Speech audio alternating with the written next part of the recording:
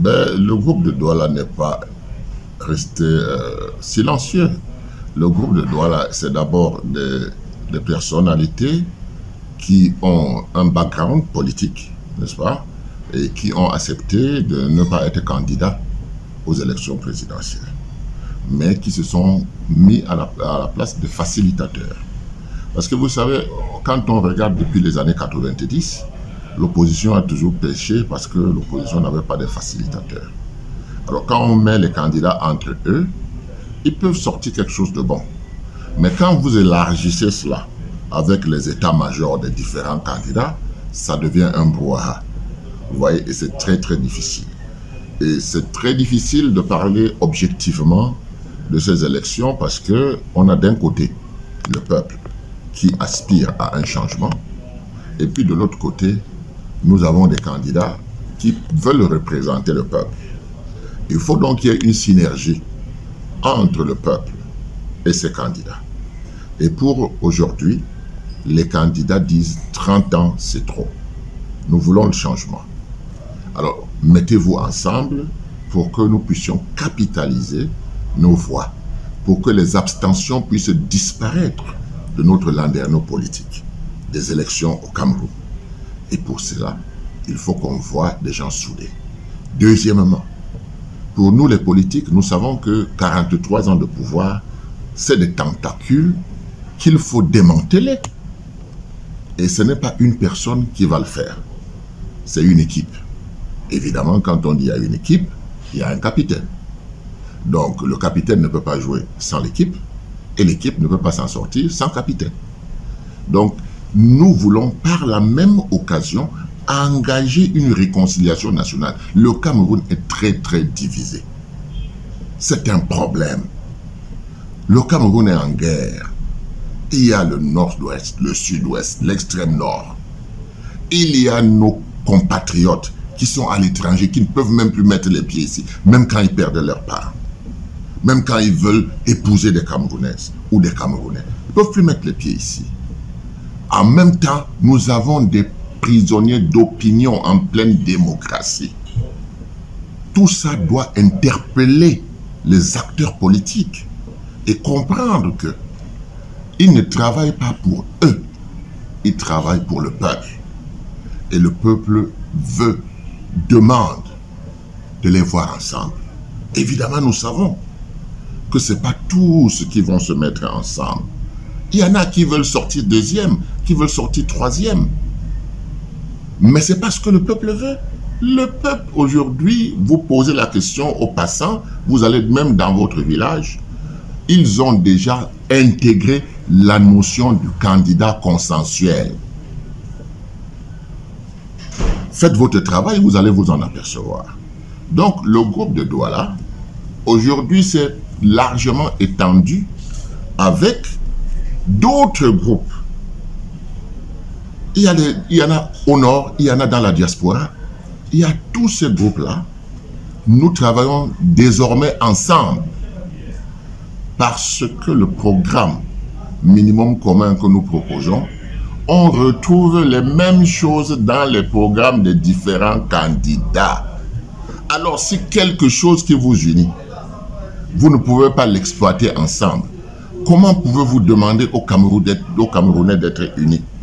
C'est d'abord le politique qui montre l'exemple. C'est lui qui montre qu'il est là au service de la population, du peuple.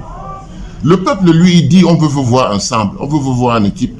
Mais vous n'avez pas d'explication à donner parce que si vous ne vous mettez pas en équipe et que le 12 au soir, le résultat du peuple n'est pas positif parce que vous avez sectionné le peuple, alors à ce moment-là, il faudra trouver des explications à donner au peuple.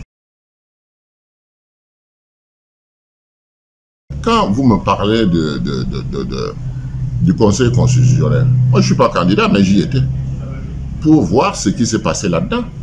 Et quand je suis sorti de là, j'ai bien précisé que je viens d'assister à une affaire politique, pas une affaire juridique. Vous comprenez? Si certains n'ont pas exprimé leur compassion vis-à-vis d'un candidat majeur, qui était Kamto Maurice, alors c'est une erreur politique. Et pourquoi le groupe doit être absent là-bas?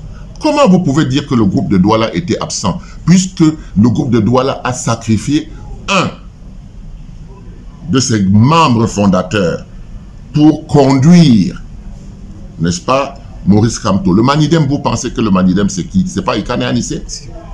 Ekane Anissé, dès lors qu'il a porté la candidature de Maurice Kamto, il s'est mis en retrait.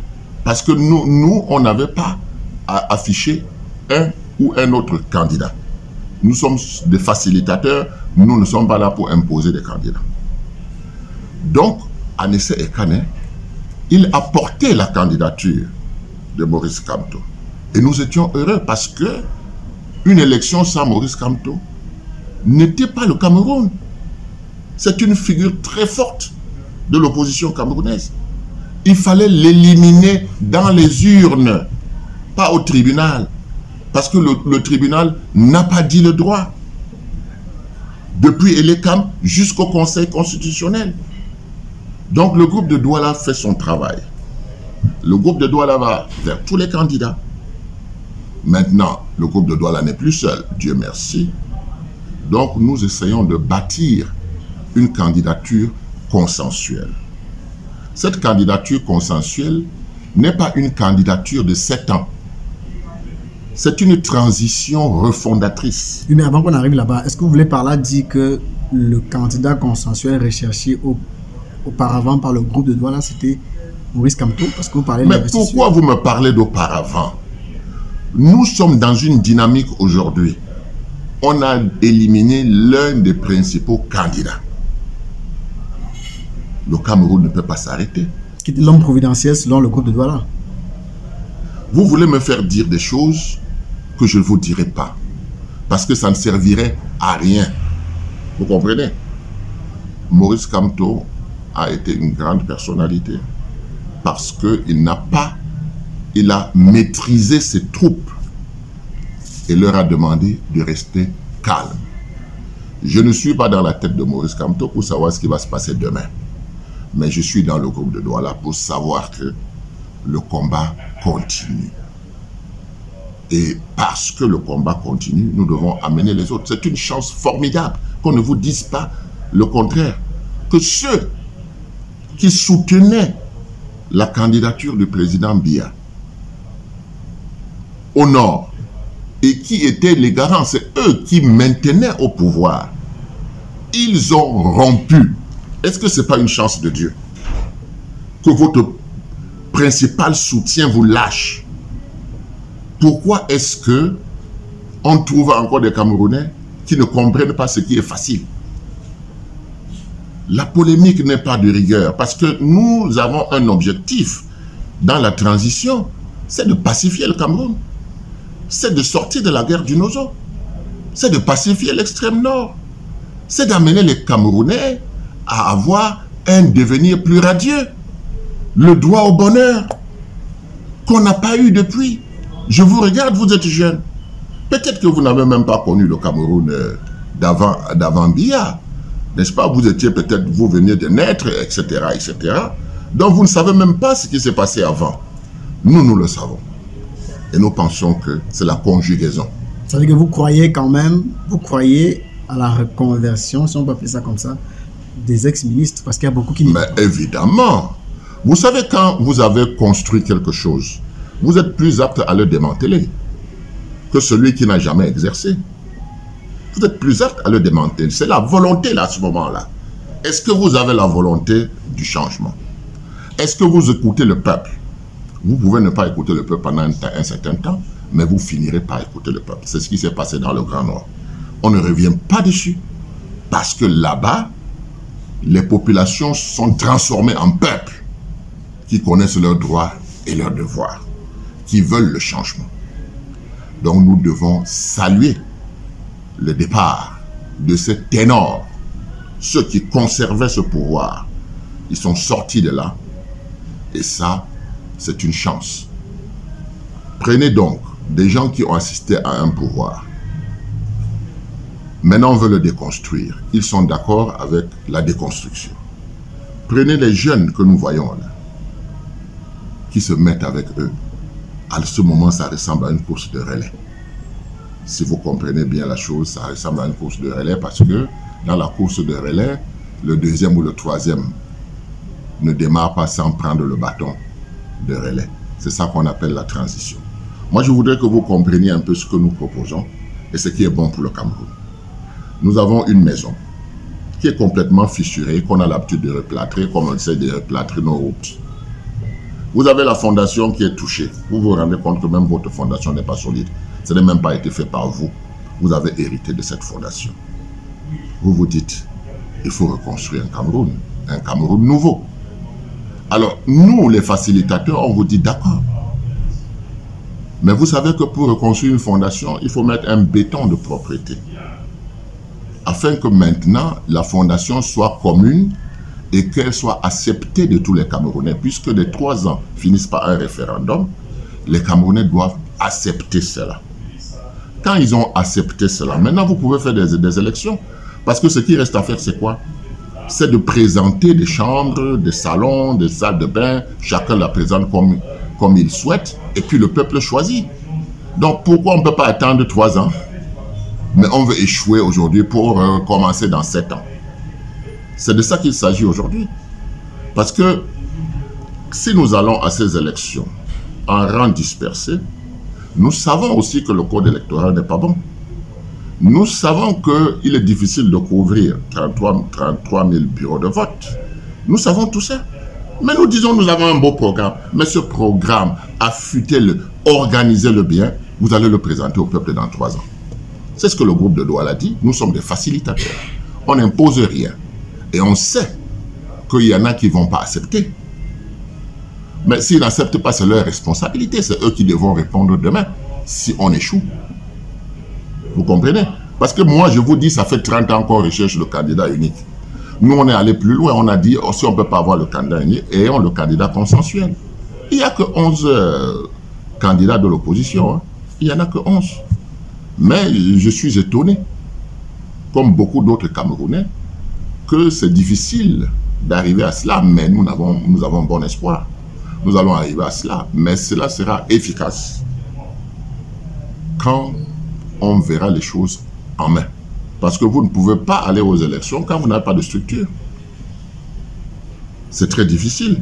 Mais les structures existent, mais elles ne sont pas complètes dans le territoire camerounais. Donc, avoir à couvrir le territoire camerounais, parce que nous avons des leaders qui chacun peut couvrir un certain espace, c'est une chance.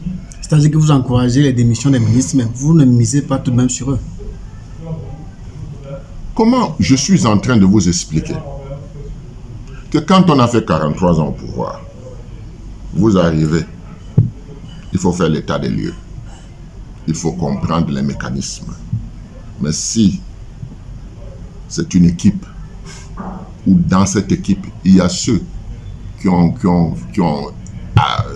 assisté à la construction de ce Cameroun d'aujourd'hui et qui sont maintenant, ils disent non, on n'en veut plus. On va démanteler. On démantèle avec tout le monde. C'est la chance que l'opposition a cette fois-ci, c'est d'avoir des candidats qui peuvent se compléter.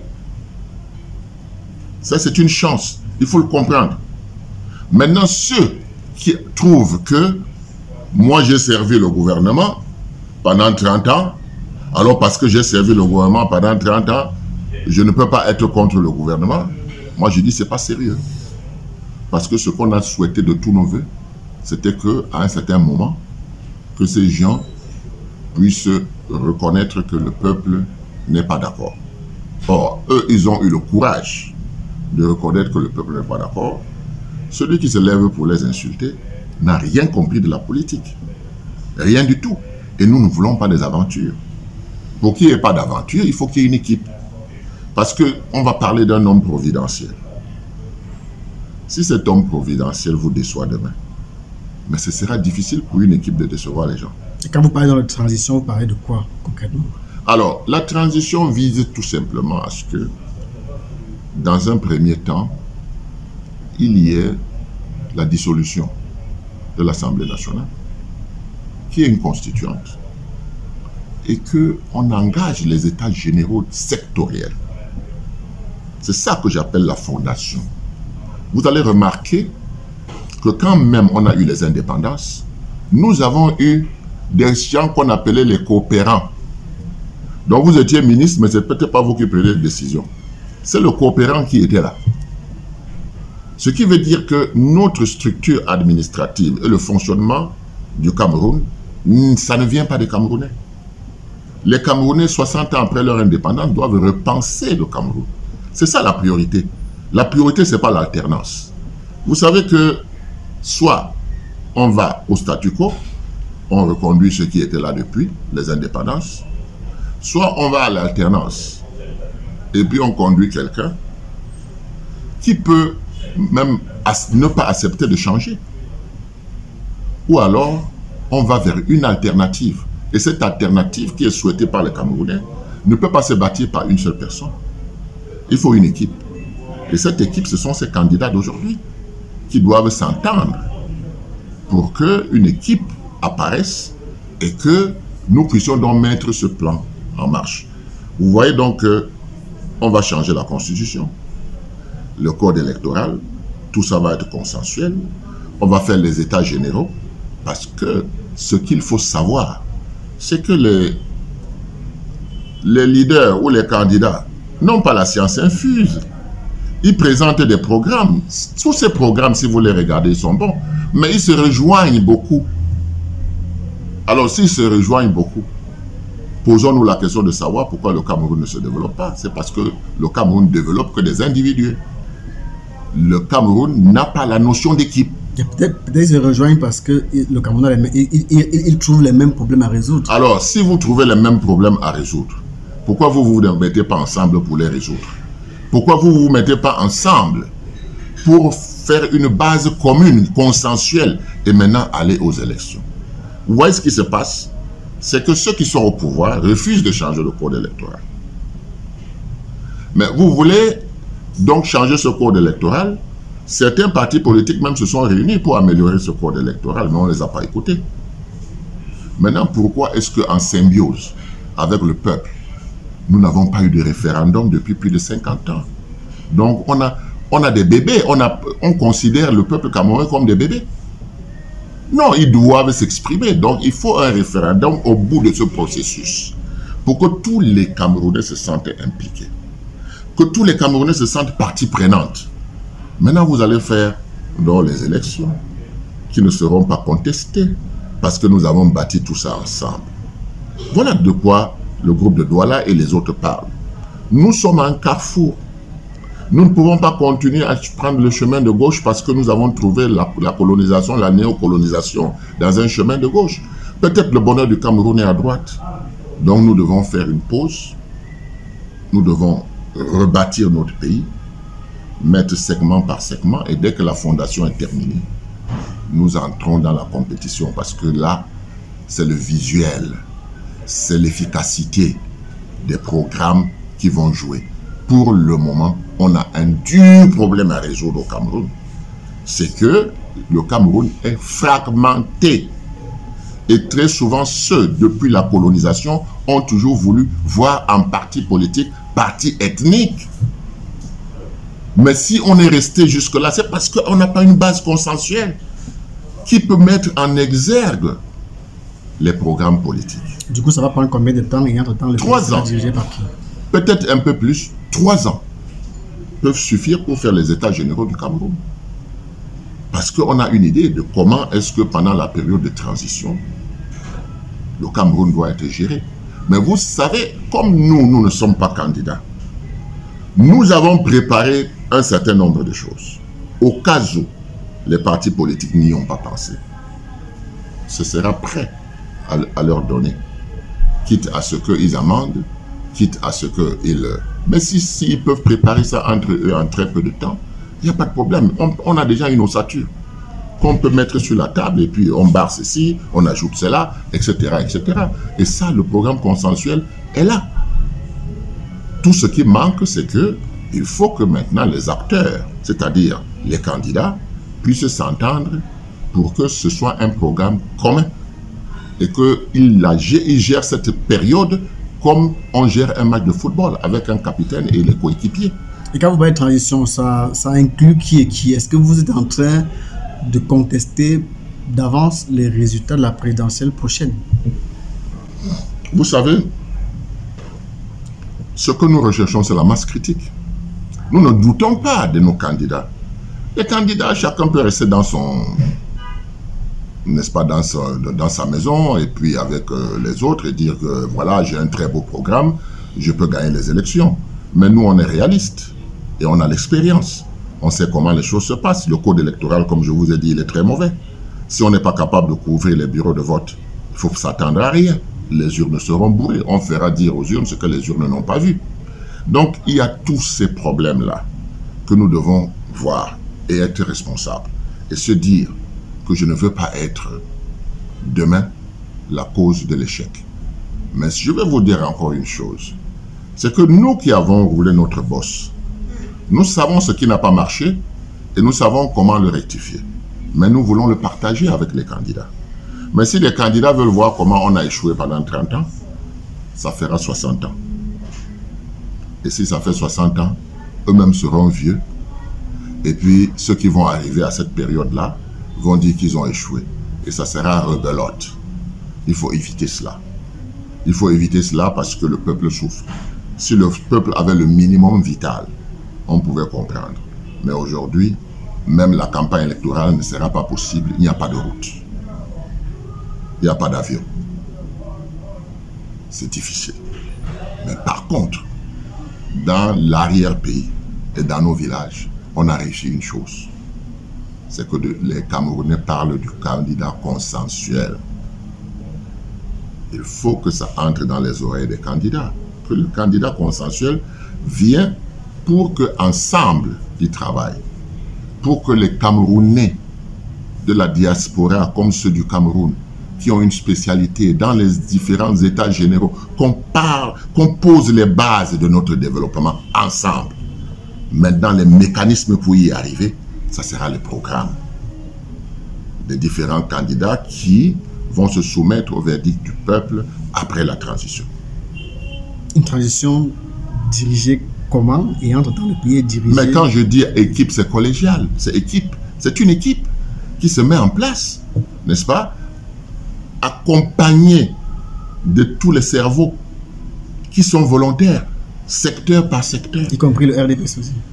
Mais si les gens du RDPC quitteront le RDPC pour rejoindre cette dynamique, parce qu'eux aussi souffrent, il n'y a que certains là-dedans qui ne souffrent pas. Vous comprenez? C'est un problème général. Et ça va nous apprendre à être unis, à être patriotes, à savoir que l'intérêt général prône sur l'intérêt particulier. Qui pourra dire un candidat consensuel aujourd'hui pour aller aux élections, avoir la masse critique, battre ceux qui sont en place, ce n'est pas facile parce que les tentacules sont partout. Maintenant, quand on a battu ce candidat, on refait le Cameroun ensemble. Est-ce qu'on est, on va dire, au bout du tunnel quant à la recherche de ce candidat consensuel? Ben, on va l'avoir d'ici peu. On va l'avoir d'ici peu. Vous ne pouvez pas me dire que dans le Cameroun, tout le monde est braqué. Les gens savent très bien leurs capacités. Ils ont des forces. On ne dit pas non. Mais ces forces ne suffisent pas pour couvrir le Cameroun. Et puis leur programme, sans passer par une transition, ne tiendra pas. Ça ne tiendra pas parce que dès qu'ils ont gagné individuellement, ils vont avoir tous les autres contre eux. Pourquoi? Parce qu'ils n'ont pas pu s'asseoir autour d'une table et penser Cameroun. Ils ont pensé eux, individus, avec leur groupe, au lieu de penser Cameroun. Donc vous voyez que on va amorcer la phase de réconciliation nationale. Vérité, réconciliation nationale. Le Cameroun ne peut pas faire l'économie de cela.